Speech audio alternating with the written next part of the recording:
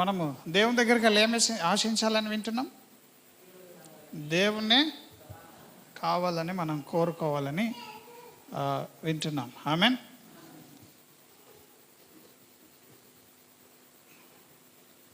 మీకు ప్రార్థన చేస్తున్న మనకు ఈ విషయం తెలవాలి. మనం ఎవరి కొరకు ఏది అడుగుతున్నప్పటికీ అది ఎక్కడి నుంచి మనము తెచ్చుకోవన్నా. ఆమేన్. హల్లెలూయా. ఇక్కడ మరలా ఇక్కడ దేవుడు ఉన్నాడు. ఆమేన్. ఇక్కడ దేవుడు ఉన్నాడు, ఇక్కడ నీవు ఉన్నావు. ఆమేన్. నీవు భూమి మీద ఉన్నావు, దేవుడు పరలోకంలో ఉన్నాడు.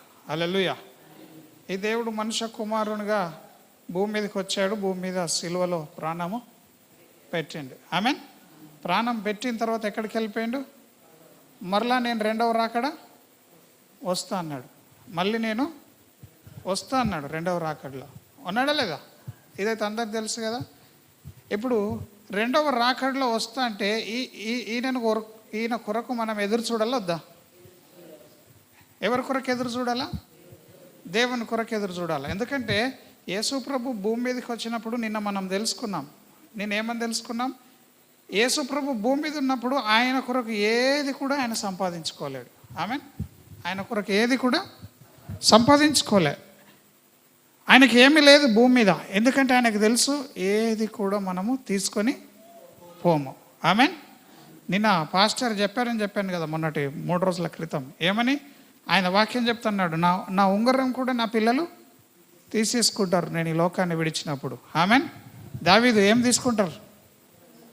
ఉన్నావు ఇక్కడనే, ఇక్కడనే ఉండండి. ఆమేన్. ఏం సురేష్ ఏం తీసుకుంటారు? పైనున్న ఏది కూడా మనకు ఉండనివ్వరు. అంటే ఈ లోకంలో ఏది కూడా నీవు తీసుకొని పోవు. ఆమేన్. మరలా చెప్తున్నాను, ఇప్పుడు ప్రార్థన అంశంల కొరకు, ప్రార్థన కొరకు మనం దేవుణ్ణి అడుగుతున్నాం కదా. ఇక్కడ ఏది కూడా ఈ లోకంలో మనం తీసుకుపోమని చెప్పి దేవుడు కూడా మరి ఆయన గర్భంలో వేసింది మొదలుకొని సమాధికి పోయే వరకు కూడా ఆయనకు ఏది లేదని ఆ పాస్టర్ గారు చెప్తా ఉన్నారు. ఆమేన్. మనకు బైబిల్ కూడా అదే సెలవిస్తూ ఉన్నది. మరియమ్మ గర్భాన్ని ఆయన ఎంచుకున్నాడు. ఆమేన్. హల్లెలూయా. తర్వాత ఆ యొక్క యోసేపు యొక్క సమాధిలో పెట్టబడ్డాడు. ఆమేన్. ఆయన సొంత సమాధి కూడా కాదు, అది కూడా వేరే వాళ్ళదే. ఆయన బ్రతుకున్నప్పుడు ఆయన అన్నాడు, అన్నిటికీ చోటున్నది కానీ మనుష్య కుమారుడికి నాకు చోటు లేదన్నాడు. ఆయన ఏం తిందుమో ఏం తాగుదుమో అని కూడా ఆలోచన చెయ్యొద్దని చెప్పిన దేవుడు ఆలోచిస్తాడా? చెప్పండి. ఏం తినాలో ఏం తినాలో ఆలోచించకండి, ఏం ధరించుకుంటామో ఆలోచించకండి అని చెప్పిన దేవుడు ఆయన ఆలోచిస్తాడా? ఆయన ఆలోచించాడు. అంటే ఆయనకు భూమి మీద దేని మీద ఆశ లేదు. అటువంటి పరిస్థితుల్లో సంఘం ఏమైపోయిందంటే ఇప్పుడు దేవుడు వచ్చి మనకు ఒక మాదిరికరమైనటువంటి జీవితాన్ని చూపించిండు. చచ్చిపోతే ఏమీ తీసుకుపోము. ఆమేన్. మనం రాత్రి విన్నాం, చనిపోయినప్పుడు ఏం తీసుకెళ్తాము? మనం చేసిన క్రియలు మన వెంబడ వస్తాయి. హల్లెలూయా. నీవు సంపాదించిన ఆత్మలు, నువ్వు చేసిన నీతి క్రియలన్నీ నీ వెంబడ వస్తాయి. ఆమేన్. మనం ఏం చేయాలా? దేవుని కొరకు అనేకులను సంపాదించాలా. హల్లెలూయా. ఎంతమందికి అర్థమవుతుంది? ఇదేదో తప్పుడు మాట అనుకుంటారు దేవుని కొరకు సంపాదించడం అంటే. నశించిపోతున్న వాళ్ళని మనము ప్రభు ప్రేమను బట్టి రక్షించాలా. హల్లెలూయా. ఈ విధంగా చెప్తేనే అర్థమవుతుందో లేదో వినే వాళ్ళకి. నశించిపోతున్న వాళ్ళని నష్టాల్లో, కష్టాల్లో, బాధల్లో, ఇరుకుల్లో, ఇబ్బందుల్లో, బంధకాల్లో, చీకట్లో ఉన్న ప్రజలకి నీవు వెలుగుగా ఉండాలా. ఆమేన్. ఇప్పుడు చేసే ప్రార్థనలు అదే. మరి ఒక క్రైస్తవుడు నిజంగా క్రైస్తవునిగా బ్రతికితే వాడు ఎట్లా ఉంటాడంటే వెలుగుతున్న దీపంలాగా ఉంటాడు. ఎలా ఉంటాడు? వెలుగుతున్న దీపంలా ఉంటాడు. ఆమేన్. పక్కలకు చెప్పండి, వెలుగుతున్న దీపంలా ఉండాలి మనం అని చెప్పండి. హల్లెలూయా. ఎట్లుండాలి మనం? వెలుగుతున్న దీపం వలె ఉండాలా. ఆమేన్. అందరికి బోర్డు కనిపిస్తుంది కదా. ఈ వెలుగుతున్న దీపం ఏం కావాలా? చీకటి ప్రాంతాల్లోకి వెళ్ళినప్పుడు అక్కడ వాళ్ళు వెలుగును చూస్తారు. చీకట్లో దీపము కనబడుతుందా? కనబడదా? నీవు దీపంలాగా వాళ్ళకి కనిపించాలా, నీలో వెలుగు కనిపించాలా. సురేష్కి అర్థమవుతుందా? అయితే వీళ్ళ లోపల ఎందుకు వెలుగుతలేదంటే నీతి సూర్యుడైన యేసుక్రీస్తు వీళ్ళలో లేడు. ఆమెన్. వాళ్ళలో లేక వాళ్ళు ఏం చేస్తున్నారంటే దేవుని దగ్గర, ఎలిజబెత్ అమ్మ, దేవుని దగ్గర ఉన్న వస్తువులను, వాహనాలను, బంగారమును, ఆరోగ్యమును, ఏది కూడా పనికిరాజుడు, అవన్నీ అడుగుతున్నారు. దేన్ని అడుగుతున్నారు? వీటి కొరకే ఆశిస్తున్నారు. ఆమెన్.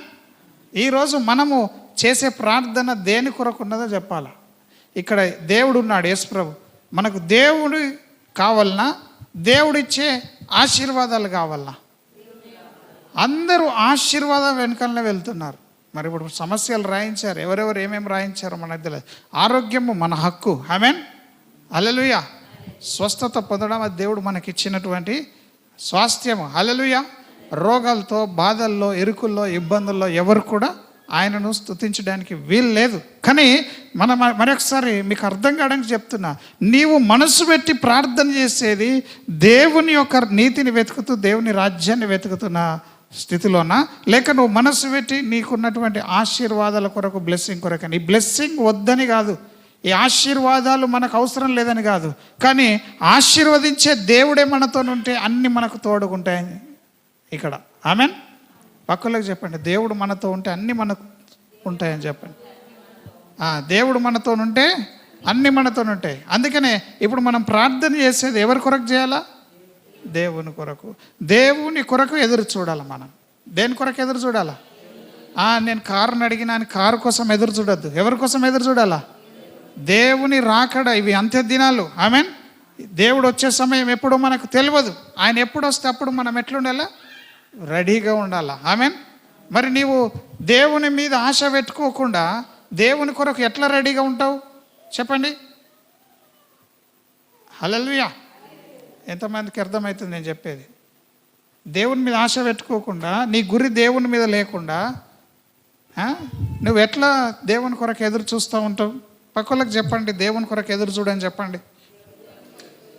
ఆమెన్. హల్లెలూయా. ఇక్కడ చూడండి, భూమి మీద నీవు బ్యాప్టిజం తీసుకున్నావు. ఆమెన్.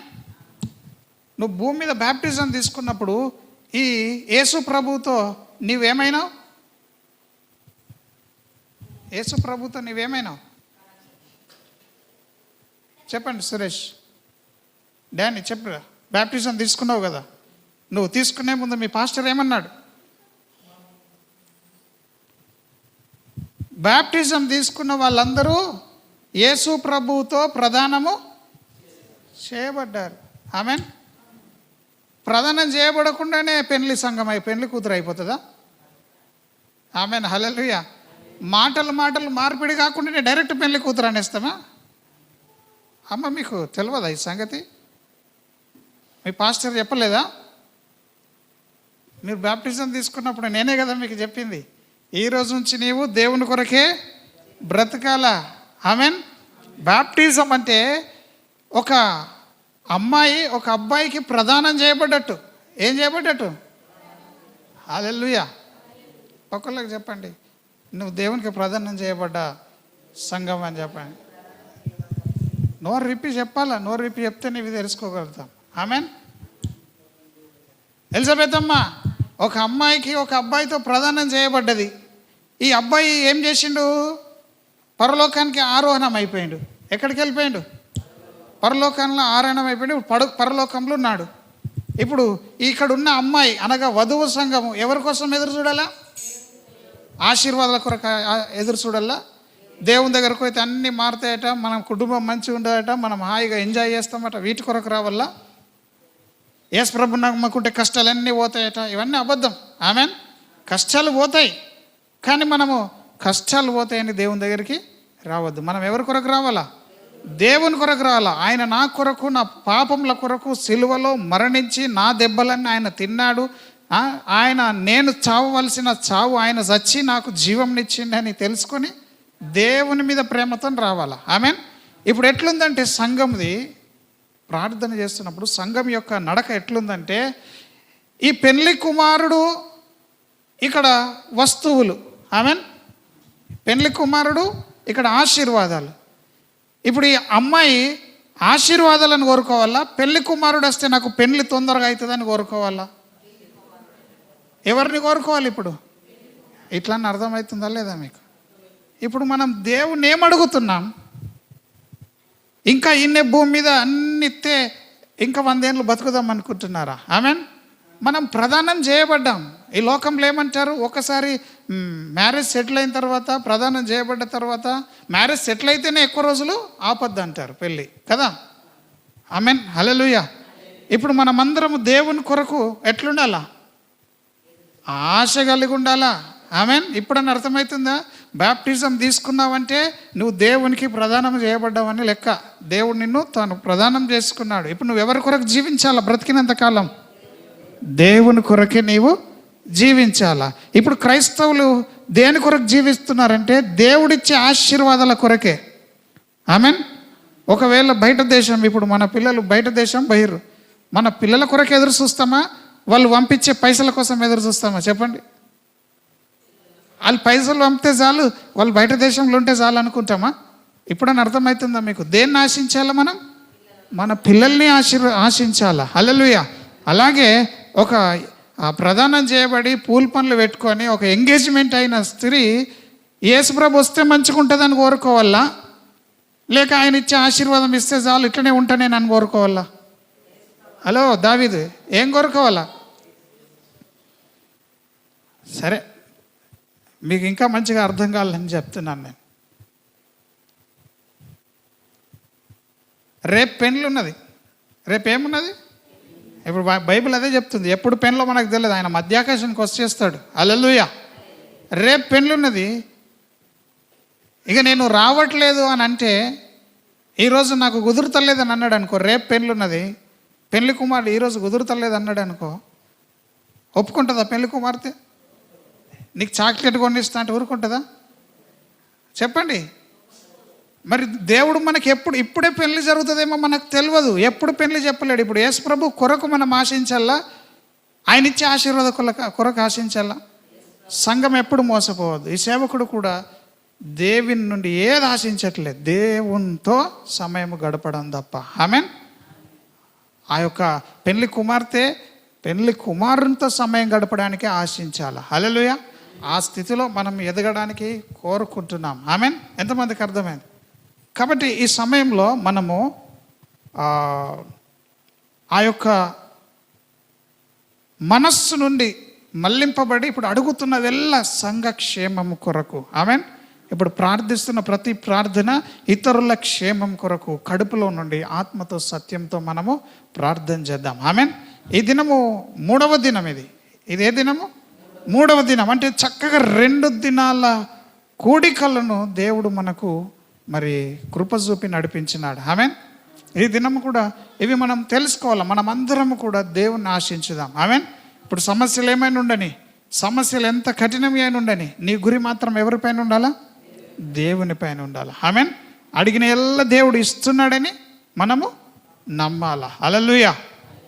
అందరం కళ్ళు మూసుకొని అడుగుదాం. దేవా, ఇంతదాకా నీవు ఇచ్చే ఆశీర్వాదాల పైన నా మనస్సు ఉన్నదేమో, నా పిల్లలు ఇట్లా కావాలా, నా పిల్లలు అలా ఎదగాల, నా పిల్లలకు అది కావాలని ఆశీర్వదింపబడము మంచిదే, కానీ అది దేవునితో ఆశీర్వదించబడడం మంచిది. దేవుడు మనతో ఉన్నప్పుడు ఆశీర్వాదాల్లో మనం కొనసాగడం చాలా మంచిది. అందరం కూడా ప్రార్థించి ప్రార్థనలు అడుగుదాం. ప్రభువా, నీవు నాతో ఉండడము మంచిదని నేను ఈ యొక్క ఉదయకాల సమయం తెలుసుకుంటున్నాను. తండ్రి, మేము నిన్ను కోరుకుంటున్నాం నాయన. సంగమా, దేవుని యొక్క చేయిని చూడొద్దు, మనం దేవుని చూడాల. ఎప్పుడు దేవుని చేతిలో ఏముంది, ఏమిస్తాడని చూడొద్దు. మనం అందరు చేతులనే చూస్తారు బిచ్చగలలాగా. మనం దేవుని పిల్లలము, దేవుని కుమారులము. ఆయన మనకు కావలసినన్ని ఇస్తాడు. మనం ఎవరం కూడా ఈ లోకంలో తీసుకెళ్ళని వాటిపైన మనసు పెట్టద్దు. దేవుని పరిచర్య, దేవుని యొక్క పని, దేవుని చిత్తాన్ని నెరవేర్చడానికి మనము ఆశించుదాము. అతి భాగ్యాన్ని దేవుడు మనకి మధ్యాహ్న కాల సమయము ఇంకా ముందున్నటువంటి ప్రార్థన కూటములు అనుగ్రహించునుగాక. Thank you Lord. చిన్న ప్రార్థన చేస్తారు, దయమనమ్మ ప్రార్థన చేస్తుంది.